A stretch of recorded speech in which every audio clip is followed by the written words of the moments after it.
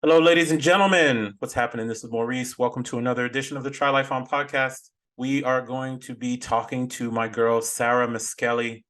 Sarah is a Toronto native. She's amazing, man. She's a Toronto native, a high performing real estate broker for many, many years, where she was top agent, 30 under 30, three times, where she sold $55 million worth of real estate in a year.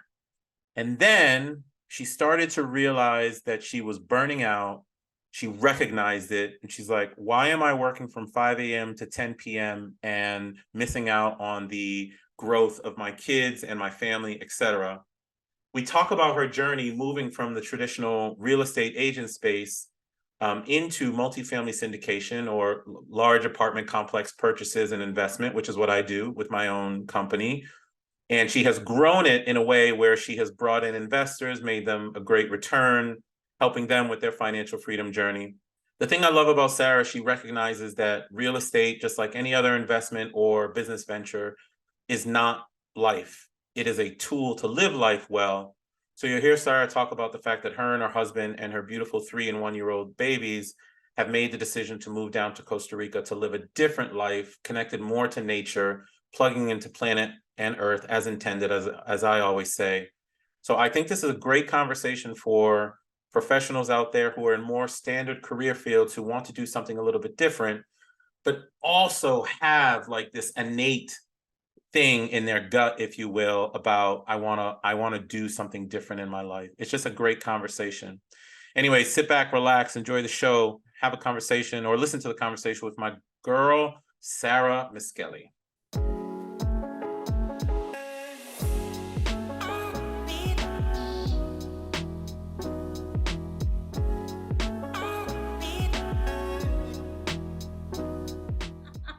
How are you? Yeah.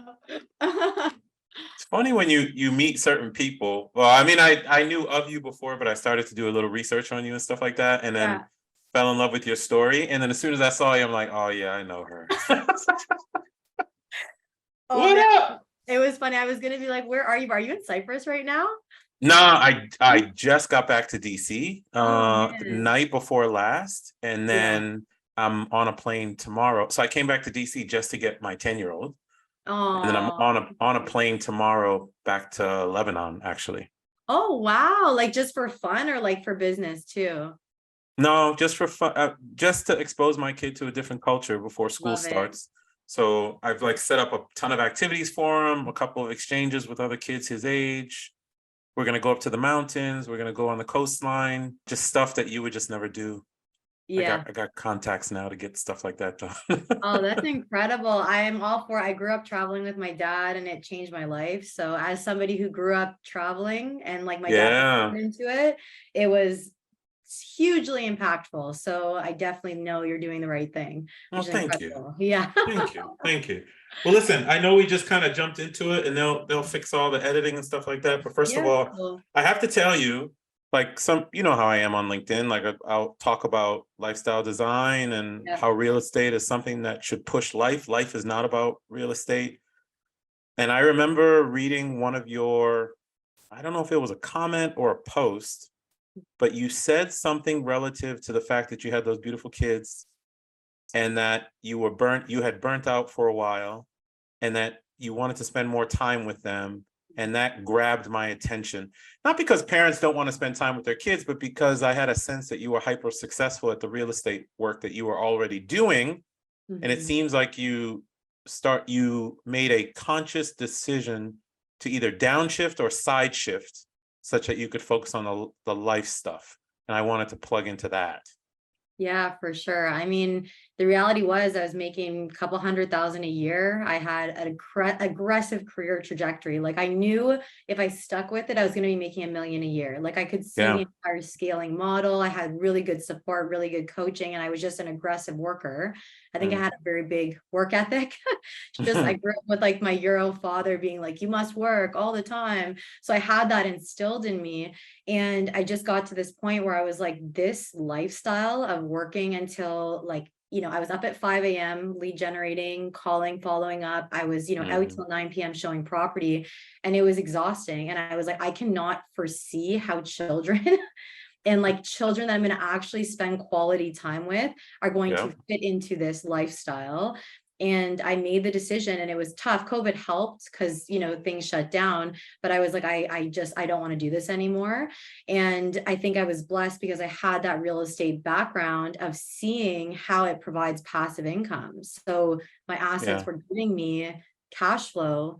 And if I didn't have that decision to leave that role would have been very different, because I would have said, I need that money. Like I need to be aggressively working. So I think that's what real estate has really provided. And now we're moving to Costa Rica in a week. And that's all because of real estate, right? Like at its core, it's because we can now make decisions for our family because we have assets, basically. I love it. I love it. So the Try Life On podcast and this whole movement that I kind of kicked off a year ago, and saw people like you, to be honest, who recognize that there is more to life than us being up at 5 a.m. and finishing at 10 p.m. for the sake of having a title or status, or even like you said on your website, because I was reading your bio and you said, well, it's great that you sold 55 million in that year, whatever year that was, and you were 30 under 30 3 times in a row, or 3 times, but you figured out that there's more to life. Where does the thought process to jump to Costa Rica come in, and why does that happen? Because a lot of people are thinking about stuff like that, and then I'll touch on my journey too a little bit. I think I grew up in a city. I grew up in Toronto, Canada, very urban environment. And I think when you start to see there's other options out there, and you look at where your growth and lifestyle led you, and then you look at what's possible now for your children, I think a lot of it comes down to looking at how can you provide the best options for your child to have a different experience, which is what you're doing as well. And I look at just the restrictions of the educational system. I look at what's in schools right now. I look at what happened during COVID and how heavily regulated we became as a society. And I think about, if I could try something different for my kids. Look, my kids may end up being a Wall Street banker. My kid may end up being an electrician. Like, my kid's going to do whatever my kid wants to do.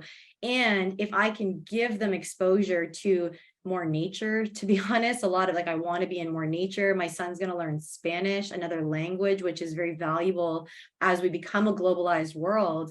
I think my husband and I both say, well, why not? Absolutely. Why wouldn't we do something different with all the blessings that we've created in our lives through hard work? So that's why we really look at Costa Rica as just, we had some connections there. We have friends that have moved down there. There's a good expat community there. My son's going to go to a Waldorf school in the jungle. It's very hippy dippy. And I laugh because I'm not hippy dippy. I'm very square. But I'm like, let's just do it. Whatever. Let him go do his movement class in the jungle, because he's going to come home and mom and dad are going to be talking about real estate and business. So let him just do whatever. So I think that's really the pull, is what can we create in this lifetime? I freaking love it. How old it's your son, I think? Yeah, my son's 3 and my daughter's 1. So I have 2. 3 and 1.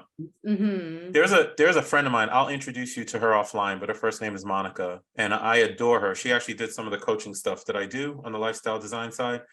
And Monica's from Massachusetts, and her kids are now, I feel like 16 and 14, something like that.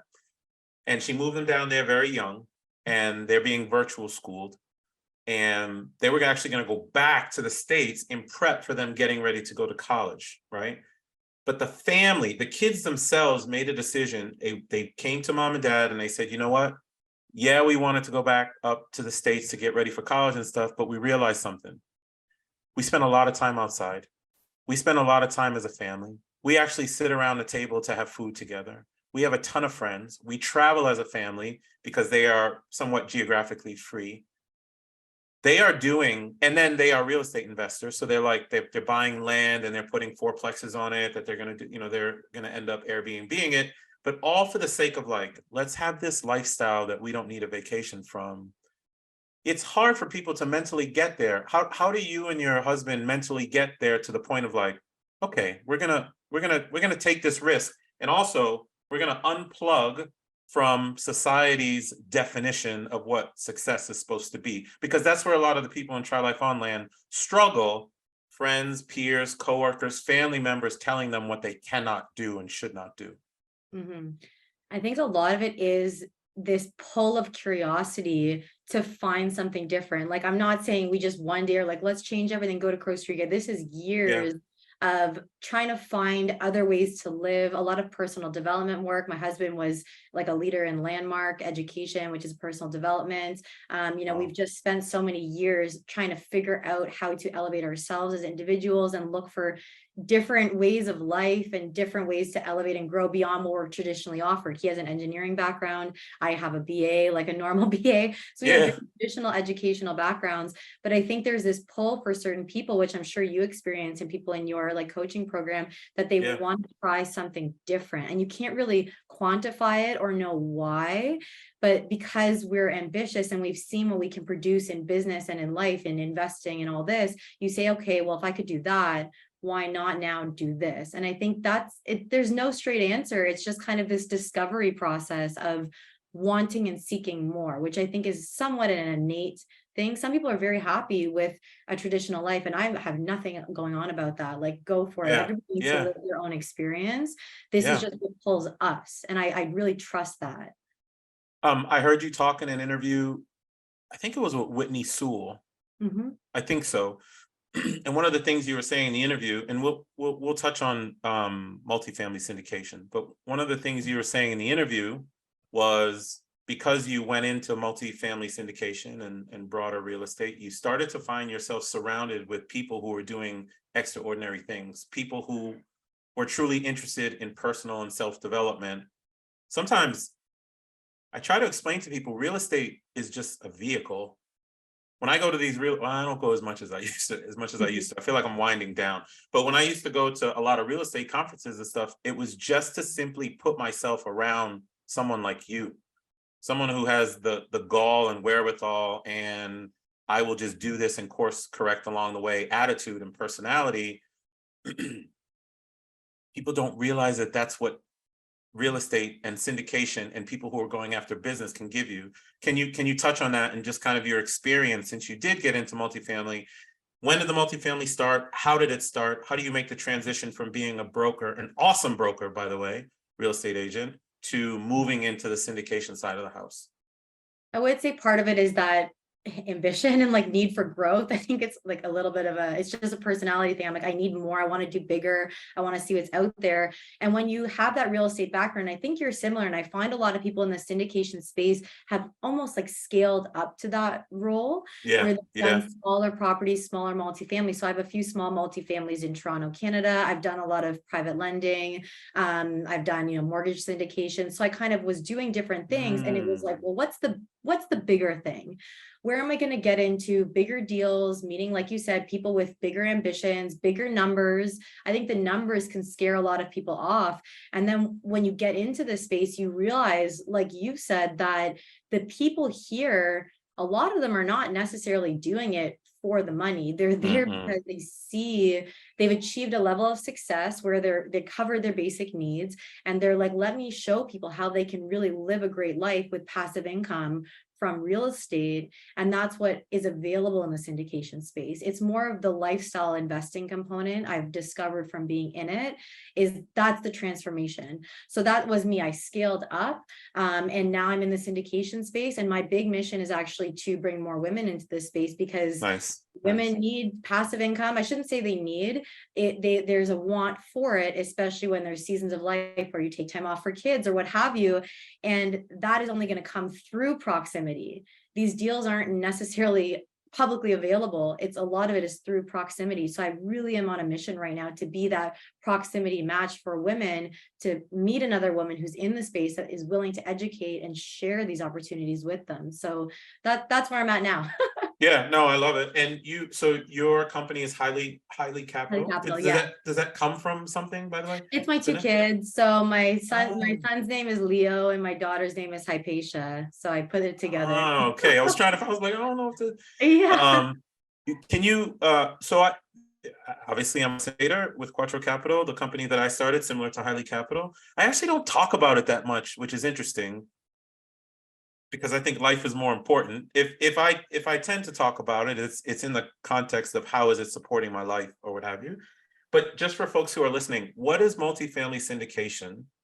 How do you make money from it? How are you helping other people with it? It's actually, if I think about the first 30 or so episodes, 40 episodes, I don't even think I've talked about it, but I will today. Can you There you go. give us a sense Honorary what episode. multifamily syndication is so folks have an idea? At the most basic level, there's an apartment building and it's a Yeah. big asset. And because it's big, you need many people to invest in it. So people are just giving a bit of cash and they're co-investing with other people. You can call it, crowdfunding, whatever the popular term is.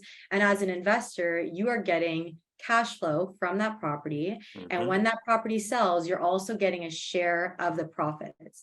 So let's just say you put in $100,000, you'll get some cash flow every year, let's just Mhm. say 8%. And then when it sells, you'll get, $50,000.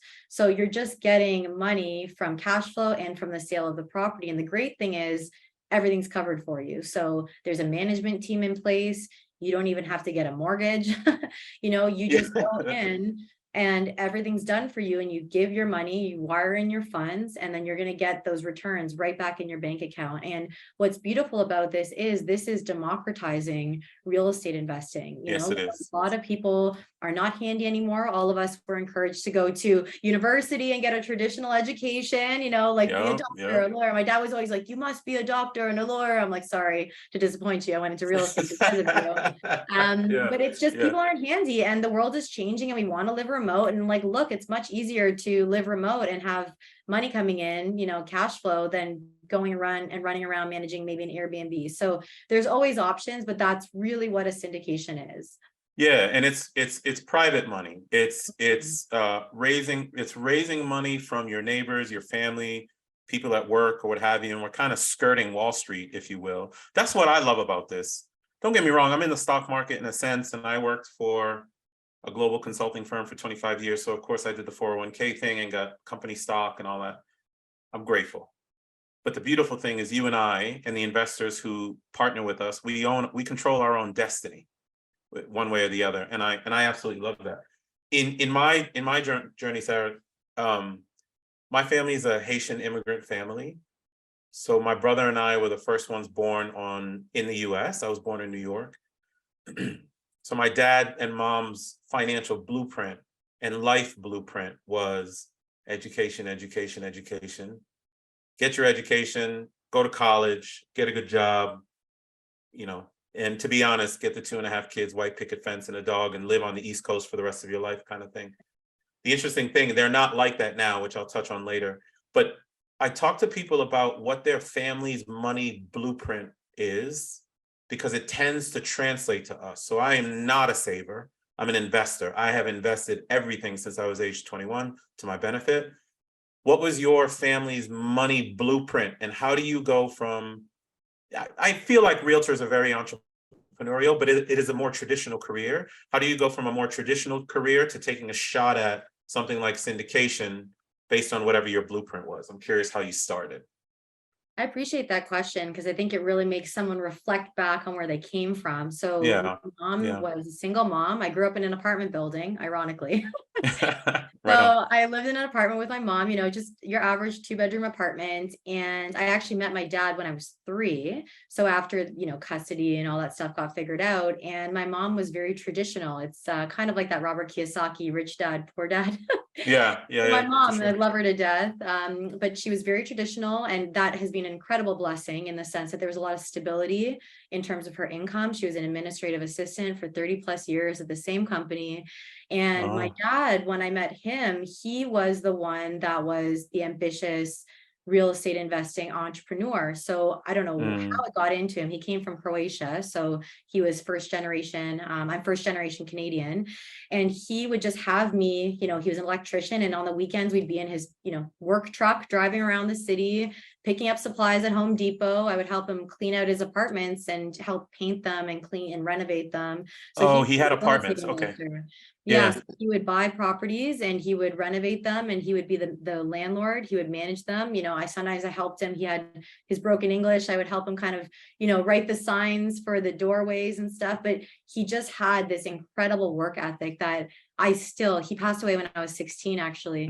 But it was really what changed my life was my dad and him showing me this world of what was possible. Because like you, my dad had a huge travel bug and he'd work aggressively hard during the year, but then we'd spend 2 months in Croatia on the beach in the summer.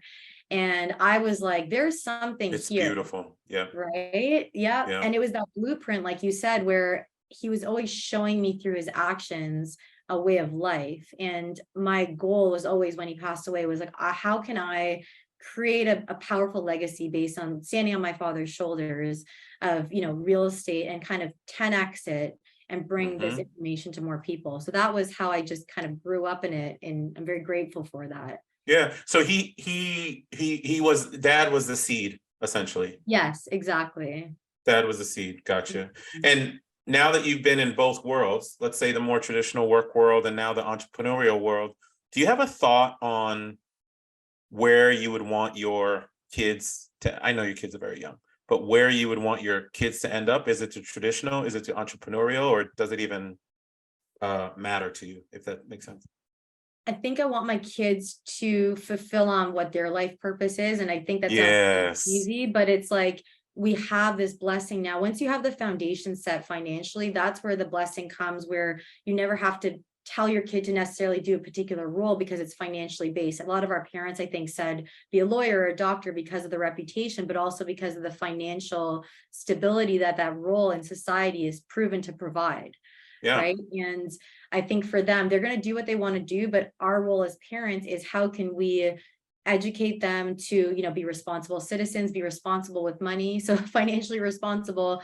And I think that saving spirit is valuable if you also know, okay, I've saved up enough to then leverage it into an investing, or am I saving it through putting that money into an asset that is, appreciating, and you're paying down that mortgage. So at the end of the day, they're going to do what they want in life, and we can really only be the guides. And I hope to provide them as much guidance as possible. You and the rest of us parents, but there's something you said that I want to key in on, which tells me a lot about you, which is it's not so much what they're doing as long as they're fulfilling whatever their purpose is. I have so I'm a dad. My kids are separate in age, but they are very close. One is 23, one is 10. Although when they're together, you would think that they grew up together their whole time. But my 23-year-old, when he got out of college, he said to me, Dad, I just can't see myself sitting in an office for the rest of my life. I don't want to do that. So, sweetheart, what do you want to do? And he says, well, my oldest, his name is Jalen, he's autistic, but very high functioning autistic. When he was in college, he was on an even playing field with everybody, especially when it came to athletics, because he's incredibly athletic. He's not playing in the NFL or NBA or anything like that. So I said, what do you want to do? And he says, well, Dad, I want to be an amateur. I want to be a bodybuilder, because when people see me physically perform, they treat me normal. I said, baby, then that's what we're going to do.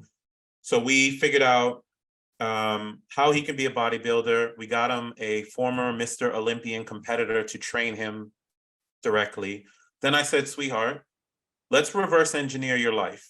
And I want people to hear this because it's important. Let's reverse engineer your life. How much is it going to cost you to live on a monthly basis? Okay, we got that number. How much do you need for extra money? We got that number. How much do you need to pay this trainer? We got that number. All right, Dad will pay the trainer. I'm good with that. You got to make the rest of the money to live your life. Cool. You will go work part-time for that. Good. And then you got to make a little bit of money on top of that to be able to buy one property a year for the next 10 years. Can you do that? Yes. Then go, baby, go live your purpose and have fun. And I think that's both with your realtor story, and I'm going to ask you one more question about that, but we just, instead of thinking what the end result of what we want and the purpose, we just go. We just start doing. And I wonder, when you were in the throes of being this amazingly successful realtor, if you even realized what you were in, or if you could see what was going on around you, or were you just so focused on let's say, being the best you could be, that life kind of took a backseat, if you will. Yeah, and I think it's incredible what you're doing. And what's wonderful as well is that you are able to show him that it's not like you need to be a billionaire, which I think No, what we all no. want to, we all have is the kind of, we got to make as much money as possible. And I think all of us are ambitious and we want to make money, but you're able to show him what he really needs to live a good life. That is so powerful. I think that's really what's missing with a lot of kids now, is they don't Yeah. have that powerful foundation to say you don't have to be, the social media TikTok star. It's like, how can you really make enough to live where you're happy and fulfilled? So that's amazing. And to answer your question, I find like when I was a realtor, I had these intense blinders on and I was so focused on making money. It was insane. Like I just need to make so much money. But the benefit was that because of my investing understanding from what I learned from my dad, I wasn't just chasing that paycheck continuously. I was taking a portion of every single paycheck and investing it. And if I hadn't done that, it'd be a very different conversation, because there's a lot of realtors who unfortunately are stuck on that hamster wheel of need to get the next commission, need to get the next commission. And that is just churning out deals. And if you don't have some kind of other purpose and, avenue to create that life after, then I would have also been doing that. So the benefit of being that focused is you excel and you make a lot of money and you can really do well in a career. But I think especially with having kids or whatever life stage you kind of go through, you want to look at, well, what else is out there?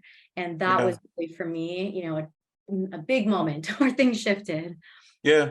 Do you want HYLEE to become, well, how big do you want to get it? Like what is the goal for HYLEE, and what's the goal for your investors as far as how many deals you can bring to them and how much you can help them grow, et cetera? Yeah, I think right now we have seen a slower deal flow. And I think Of the course, biggest of thing is course. making sure that you're working with the right people. That's critical. I think you and I both know that it's so critical in real estate investing, who you're working with.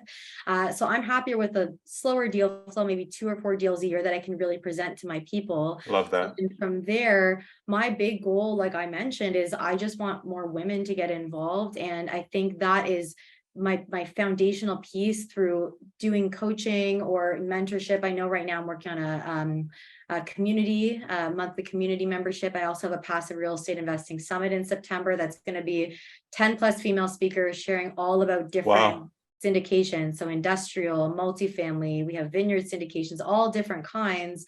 And I think in terms of monetary goals, I mean, I know I want to have 15 million. That's my mindset goal, net worth by 40. And it's really just because I know who I'm going to have to become in that process is going to be a huge amount of growth.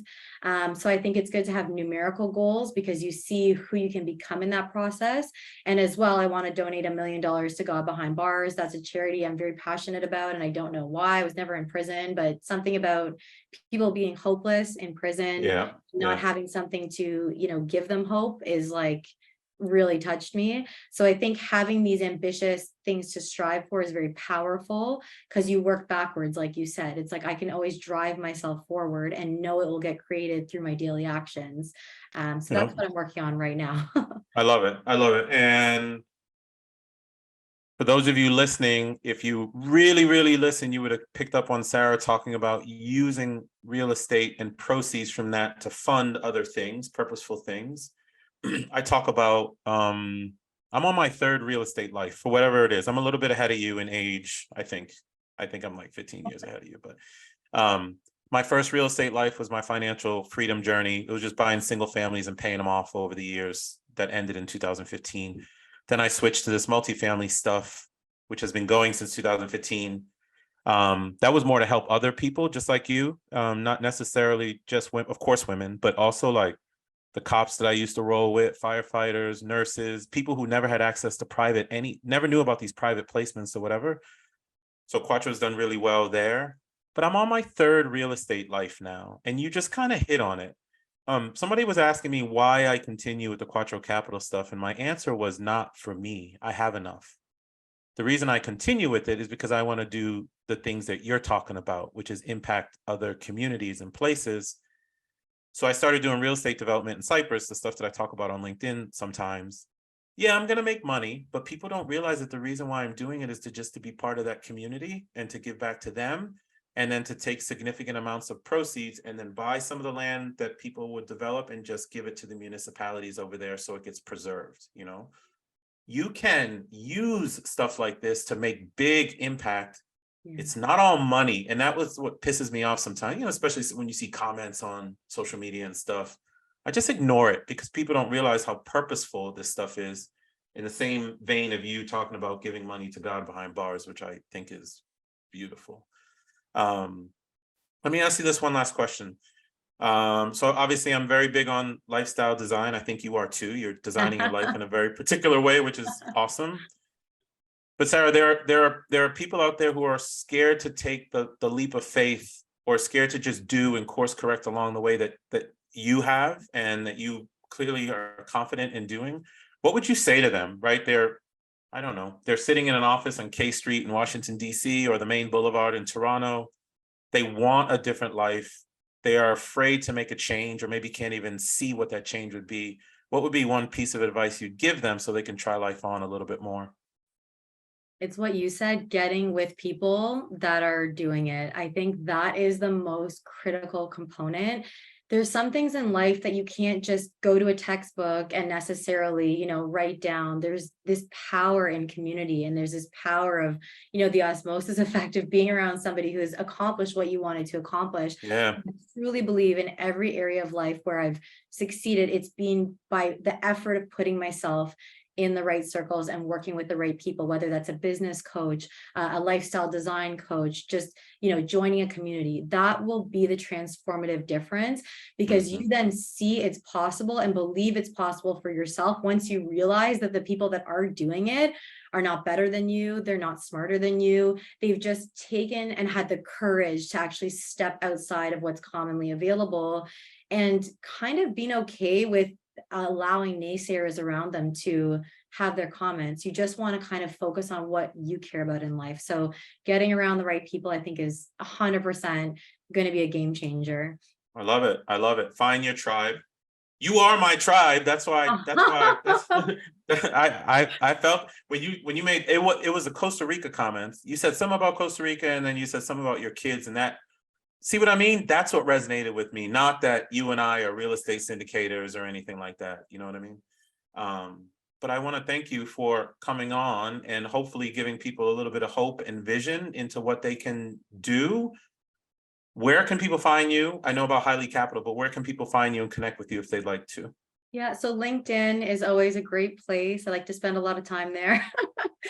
Me too. LinkedIn, Me too. yeah. I'm also on Instagram, sarah.miskelly. But of course, I'm always available, by email, LinkedIn messages. I think we're all pretty available now online. I think so.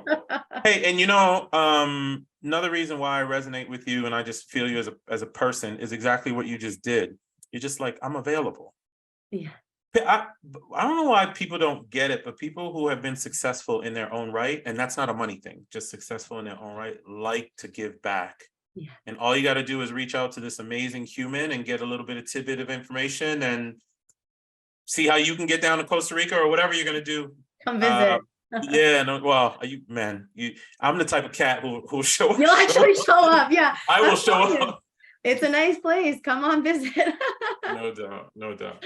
Well, it's been my pleasure, and I hope we stay in touch, and thank you so much for coming on the show. Yes, it was a pleasure. Thank you, Maurice. You're welcome. Hey guys, this is Maurice, host of the Try Life On podcast, and thank you for listening to another episode. I hope you are finding it useful in helping you design your own lifestyle that you don't need a vacation from. If that's the case, please consider dropping a review for me, whether in Apple, iTunes, or in Spotify. Drop a review, put some stars on it, give me some feedback on how I can make the podcast better, what information you are looking for. I am doing my best to get information to you on the Try Life On principles, the 5 freedoms, how to build lifestyle, travel hacking, all of it. And I want to do it for you. So please do a review for me. And until next time, my name is Maurice Philogene, and this is the Try Life On podcast. Peace.